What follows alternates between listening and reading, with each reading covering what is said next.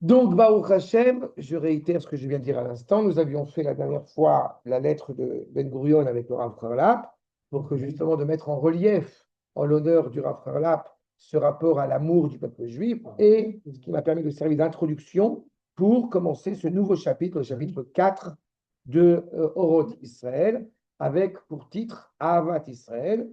Et nous commençons dès aujourd'hui le premier paragraphe, c'est-à-dire Aleph, Ahavat Israël. n'est-ce pas? Ahavat Israël, והעבודה של הסנגוריה על הכלל ועל הפרטים איננה רק עבודת הרגשית לבדה, כי אם מקצוע גדול בתורה וחוכמה עמוקה ורחבה, רבת ענפים, שכולם צומחים ויונקים מלשד, טל, אור תורה, תורת חסד. D'accord? Premier paragraphe que nous devons, bien évidemment, dès à présent nous arrêter pour pouvoir essayer de l'expliciter. Je reprends d'abord une deuxième lecture, encore une fois, en expliquant un peu plus les mots. Ahavat Israël, l'amour du peuple juif, et devrait, pour être, je puis dire, l'avocat d'être animé par chercher du mérite à notre peuple. Sanégoria, ce n'est pas un mot hébreu à l'origine, vous savez, c'est un mot grec. À la classe, pour le collectif, pour l'entité hébraïque, et même pour les individus, à la pratique, eh bien, ne relève pas, que je pourrais traduire par volontairement, ne relève pas d'un sentimentalisme.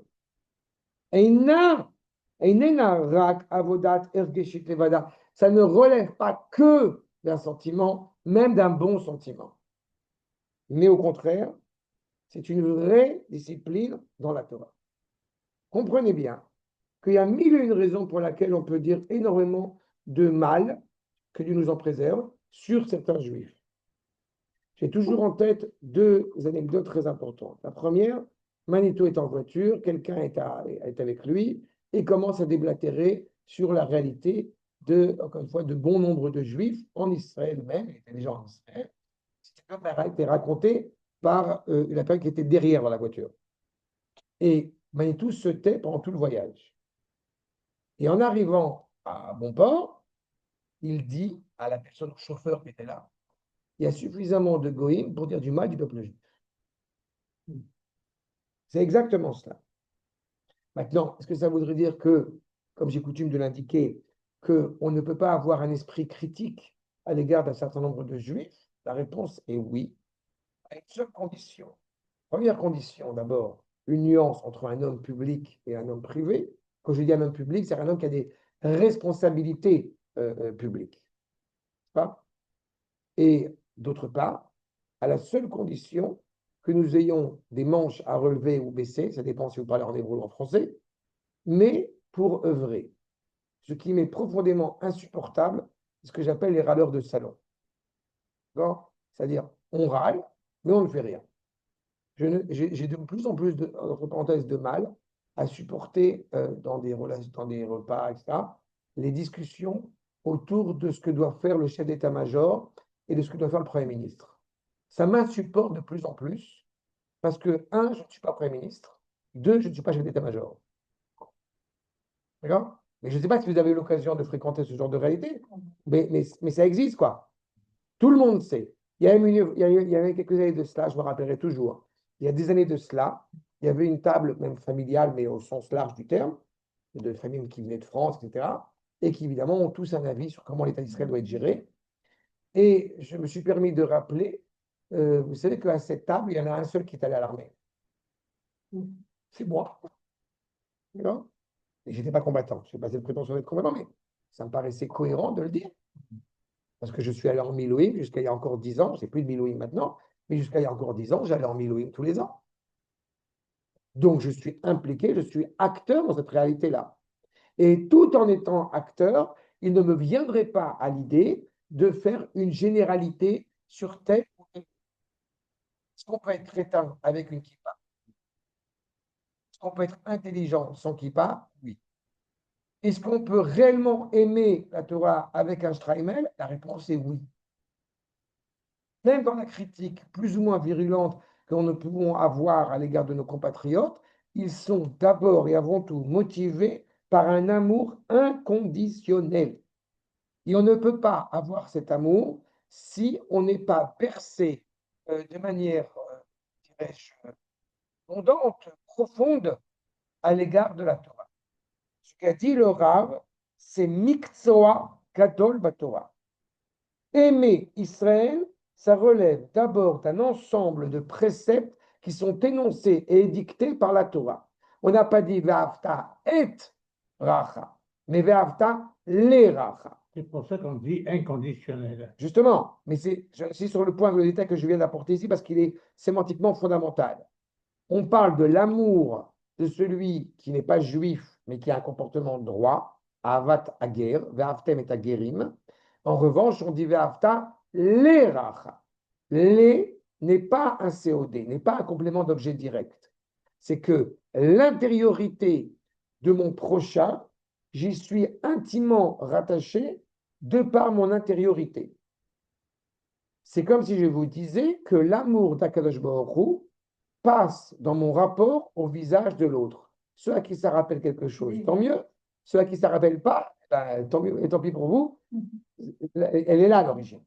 Panim el panim, d'où Lévinas il a puisé cela. J'ai trouvé absolument extraordinaire. Ça me rappelle, je suis encore une fois, je me permets de le rappeler, la suite des cours que j'ai donnés cette semaine, la semaine dernière, au Bnei Noir sur le rapport entre la philosophie grecque et la sagesse hébraïque. En mettant un point d'honneur à une des personnes qui est présente dans ce cours, elle a été, ça l'a bouleversée, parce qu'elle vient de prendre conscience que, en fait, la philosophie, malheureusement, ne s'est pas préoccupée en aucun cas d'un rapport d'amour et de morale à l'égard de son prochain. Ce qui, encore une fois, je le répète, l'antithèse de la conception hébraïque. On ne peut pas être quelqu'un de profondément sage dans la tradition juive en ayant de l'indifférence à l'égard de son prochain. Ça n'a pas de sens, ça n'existe pas, ça n'a pas lieu d'être. Ce que rappelle le Rambam, on n'est pas un Hamor Nosé Sfarim, on n'est pas un âne qui porte des livres sur son dos. On peut avoir un sac avec plein de livres, mais c'est un autre problème. D'accord? Sinon, c'est encore une fois ne pas comprendre la valeur de cette Torah. On n'est pas en train de s'exalter sur une sagesse, on est en train de s'exalter sur cette parole du Dieu vivant. Les images sont superbes. C'est marrant parce que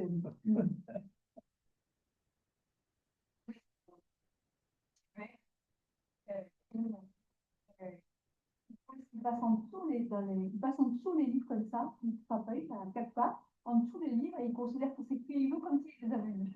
Alors c'est exactement ce que tu viens de dire.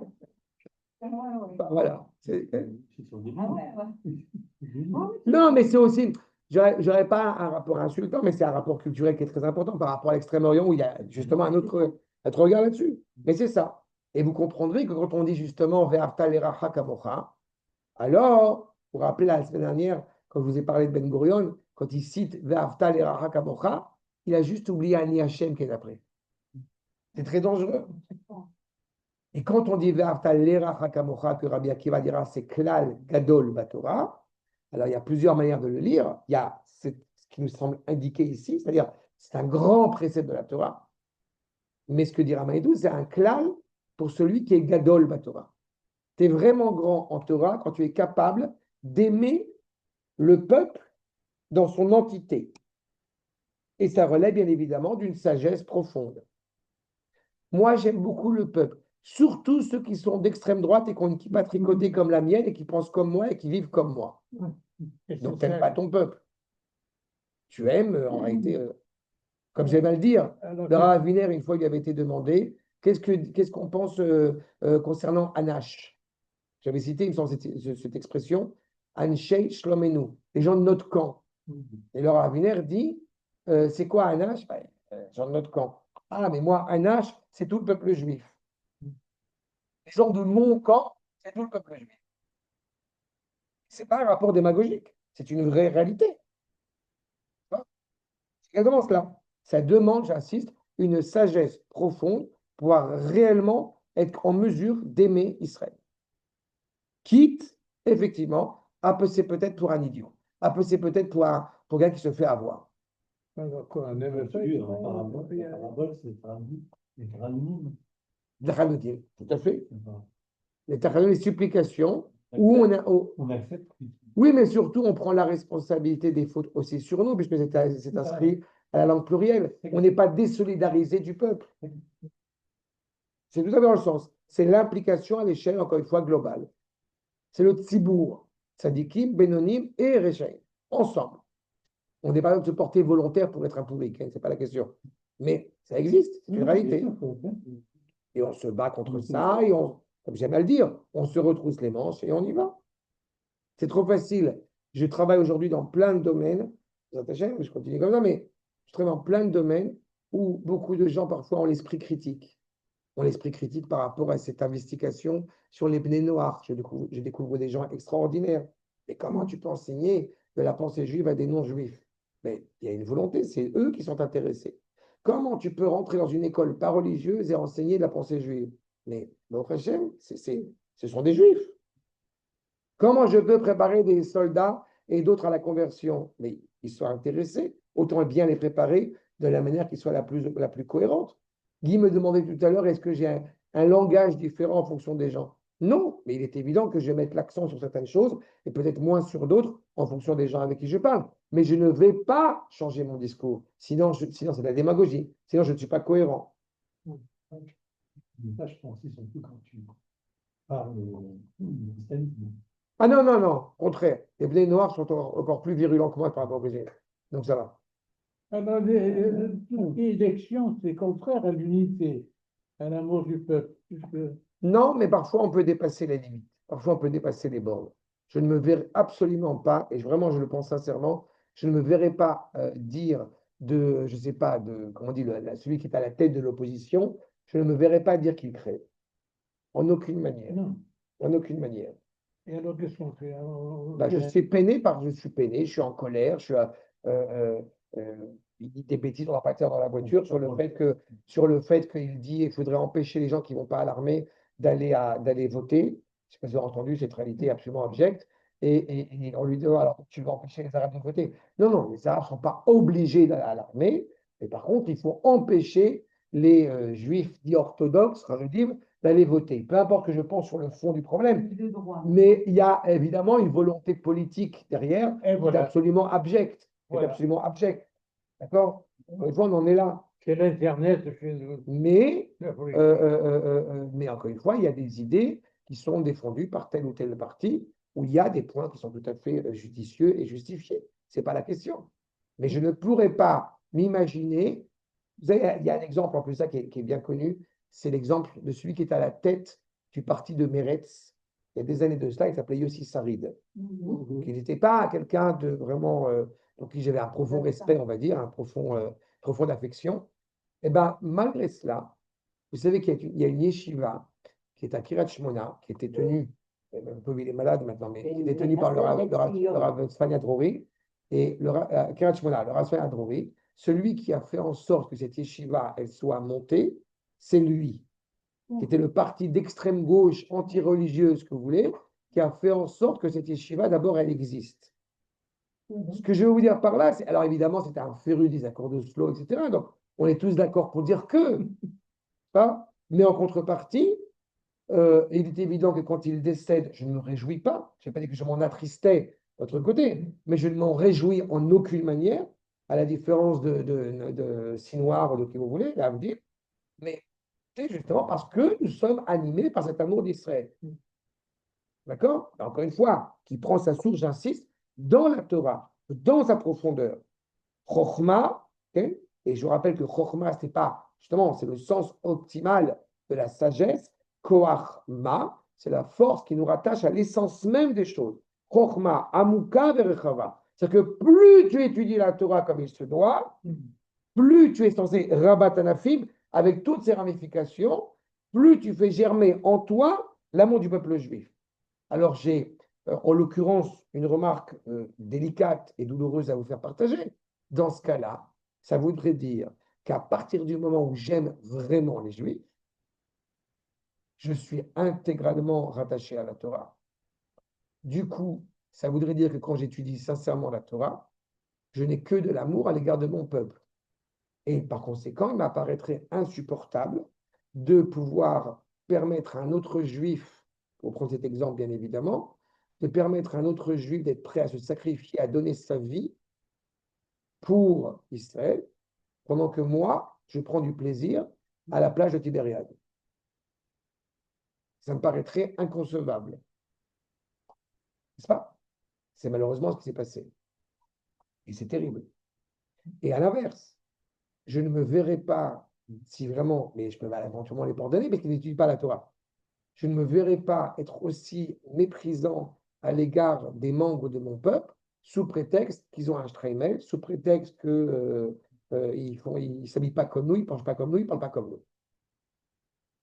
Mais je répète, à la rigueur, on peut comprendre, puisqu'ils n'étudient pas la Torah, donc ils ne comprennent pas la complexité et la force et la grandeur de cet amour d'Israël. Même quand leurs propos sont ouvertement anti-juifs. Mais ils n'ont pas étudié. Non seulement ils n'ont pas étudié, mais je vais même plus loin que ça, comme j'ai coutume de l'expliquer, malheureusement. Leurs aïeux, c'était ou la Torah ou la terre d'Israël, pour une partie d'entre eux, pour une grande partie d'entre eux. C'est ça qui est aussi dramatique. Il faut se remettre dans le contexte cohérent actuel, qui est très difficile à entendre, surtout quand on vient d'un monde séfarade, où il y avait quand même une certaine vitalité juive, malgré tout. Et moi, je te parle de réalité de gens comme, en l'occurrence, comme j'ai écouté, le père de Bibi, qui a quitté la yeshiva. Le grand-père était révolté avec le Rav Kook. C'est-à-dire que tu as des gens qui étaient profondément, sont devenus contre la Torah. Les générations qui se sont succédées, elles ne sont pas contre la Torah, elles l'ignorent. C'est plus facile aujourd'hui à gérer que tu as encore 50 ans, que tu as encore 80 ans. Puisqu'il y a une réalité, encore une fois, qui est, si votre Torah, elle vous dit allez à Auschwitz, alors je jette ta Torah et tout ce qui va avec. C'est trop facile de dire, oui, mais l'armée, elle est dans une situation catastrophique. Ben, il fallait vous engager il y a 80 ans. On n'aurait pas été dans une situation où on se bat pour essayer de faire vaciller, de faire renforcer la place de la Torah au sein de l'armée. C'est ça que j'ai entendu. Ça ne veut pas dire que c'est foutu, mais oui, il faut retresser les manches. Mais quand on est réellement animé par cet amour, peu importe quelles sont les raisons qui ont mené à cette révolte, mais quand on est réellement rattaché, donc encore une fois, à la Torah et à toutes ses ramifications, automatiquement, Kulam Somchim, tout germe, Veyonkim, et prend sa source, l'inox, c'est le boire de lait, la Torah, c'est justement le lait, ni l'échelle de cet élan vital, si je puis dire, de la rosée, de cette rosée du matin, comme on dit, hors Torah Chesed. Tu n'as de volonté que de faire du bien autour de toi. D'un autre côté, comme j'ai déjà souvent eu l'occasion de l'aborder, si à Purim, on nous dit clairement que tu peux donner de l'argent pour le pauvre sans lui demander, sans faire de compte, sans vérifier, sans faire d'enquête, ça veut dire que 364 jours par an, la méthode est différente. Combien de fois ça m'est arrivé de voir des pauvres drogués, je ne sais pas quoi, qui me disent, sadiques, qui me disent, t'es religieux, donne-moi de l'argent. D'abord, je suis désolé de vous dire, je ne suis pas milliardaire, mais en plus de ça, c'est quoi ce lien entre, sous prétexte que tu as une kippa sur la tête, automatiquement, tu vas contribuer à l'héroïne supplémentaire qu'il va recevoir pendant la journée? Ben non, on veut faire du bien, c'est pas que donner de l'argent. Faire du bien autour de soi, c'est on est animé à cette simple matin. Qu'est-ce que je vais faire, encore une fois, pour accroître cette présence du bien à l'égard de mon peuple? Mon peuple, ça veut dire avec qui passe, sans qui passe, ça veut dire séfarade, même les Tunisiens, pour vous dire à quel point on est prêt à les aimer. Oui, on dit D'accord. pourtant qu'un très grand de la Torah ne peut pas être à la tête du pays. C'est quoi le rapport maintenant? Un très grand de la Torah, lui, c'est lui qui aime vraiment son peuple, le peuple. Il ne peut pas être à la tête du Pourquoi? pays. Ah, j'ai compris ce que tu as voulu dire. Non, Tu parles de grand de la Torah. Regarde, Donc, regarde, un j'ai grand de compris, la Torah, c'est quelqu'un qui. Non, j'ai compris qu'on parle de. Non, regarde. Ce qu'il dit, waouh. Comment on arrive à ça? J'ai dit qu'il faut avoir une grande connaissance de la Torah pour être réellement capable d'aimer son peuple. D'accord? Ça, c'est le premier point. ce que tu as ajouté, ce qui n'a rien à voir, mais qui est important et que j'ai déjà eu l'occasion de rappeler, on n'est pas forcément un rave parce qu'on a une grande connaissance en Torah. On peut avoir une connaissance en Torah parce qu'on vit la Torah sans automatiquement être un rave. On peut être un talmid rave, mais on est un ingénieur, mais on est un policier, mais on est ce que vous voulez. C'est pas ça la question. Un grand de la Maintenant, Torah ne si peut tu être me grand de la demandes, Torah. maintenant, si tu me demandes, est-ce que, et j'ai déjà eu l'occasion d'évoquer, est-ce que un rave qui est à la tête d'une yeshiva a pour vocation d'être Premier ministre? J'ai déjà répondu au moins 1 milliard de fois que non. Ce n'est pas parce que je fais une séparation entre le politique et la Torah, mais parce que ce n'est pas son rôle. Et je dis que le pays doit être clairement géré par quelqu'un, parce que tu poses la question, qui a un profond amour à l'égard du peuple juif. Et permettez-moi de vous dire, et ce n'est pas sans être partisan, mais permettez-moi de vous dire que je pense que ce que traverse notre Premier ministre depuis un certain nombre d'années, il faut quand même avoir un cœur bien accroché, aimer profondément le peuple juif pour être capable de faire, quelles que soient les critiques que je peux avoir sur certains propos qu'il a pu tenir, je pense qu'il faut avoir suffisamment d'amour du peuple juif pour parler comme il parle et pour se tenir droit comme il se tient. Donc, ce n'est pas une question, encore une fois, après, il essaie d'avoir un consensus. Je sais qu'il étudie la Torah, je n'ai aucun doute là-dessus parce qu'on a entendu par cette problématique-là. Il ne faut pas oublier que quand il y a eu l'Iran, la guerre qui a été menée, il y a eu des Chugei Teilim au sein de la Knesset. Vous avez des gens qui lisaient les Teilim, n'est-ce pas, à la Knesset. Donc, non, il faut arrêter de croire que sous prétexte qu'on n'a pas de kippa, on n'a pas automatiquement un amour vraiment à l'égard d'Israël. Mais cet amour-là, pour moi, est incontestable. Cet amour-là, il le puise de l'héritage de son père et de son frère, mais il le puise de son père qui avait une énorme connaissance en Torah, qui était vraiment quelqu'un de profondément instruit et qui a su transmettre cela à son fils. Donc oui, ce n'est pas la question. Je dis simplement qu'on ne peut pas aimer réellement Israël quand ça relève du sentimentalisme. C'est ce qui fait qu'on aime Israël quand ça va mal. Non, si tu aimes Israël véritablement parce que justement cet amour est imposé. C'est typiquement chez nous, ça. Elle est claire la nuance et elle est fondamentale. Je n'attends pas la guerre pour dire que j'aime mon peuple, mais ça veut dire aussi que je suis capable d'être en colère avec mon peuple, avec les franges de mon peuple, tout en les aimant pertinemment. D'accord? Tom, et nous poursuivrons le deuxième paragraphe, Bezrat Hashem, la semaine prochaine.